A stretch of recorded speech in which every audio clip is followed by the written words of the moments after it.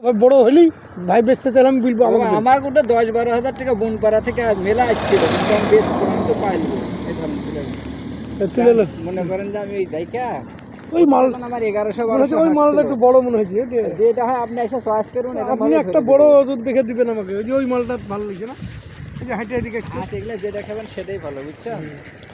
হাঁস মানে পুরুষ হাঁস নাকি? সব নর নর এগুলো এগুলো একটা ইয়ে নেই, খাওয়ার লেগে ব্যবসা করছে ভাই। কেমন করে ওজন হবে ভাইয়া? ওজন এসব ঠিক আছে দাম ঠিক আছে দাম। আচ্ছা, কতগুলো একটু বেশি হবে? যেটা ওজন দেখে নিবো আমরা 2-3টা নাকি ভাই, আলু নাকি তুমি? আপনি টসটসা দেখে দিবেন তাহলে হলো। ভাই বাইছে দিবে আমাদের। চলো কালকে ওকে, আল্লাহ হাফেজ। নাম্বারটা তুলে দাও।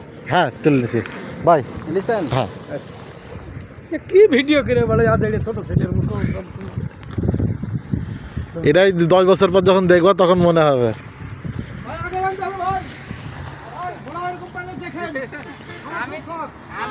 দেন ভাই একটু ভাইরে ঘোড়াটা কিনে দেন। গরম মিলিচ্ছে না, মিলিচ্ছে না, কিন্তু আমি ওই রকম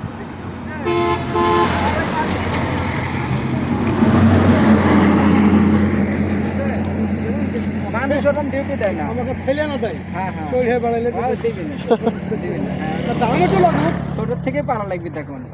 মানে অনেক ঘোড়া ঝাপ মারে ফেল দেয় না, ওটা পোষা ঘোড়া হইতে হবে, পোষতে হবে।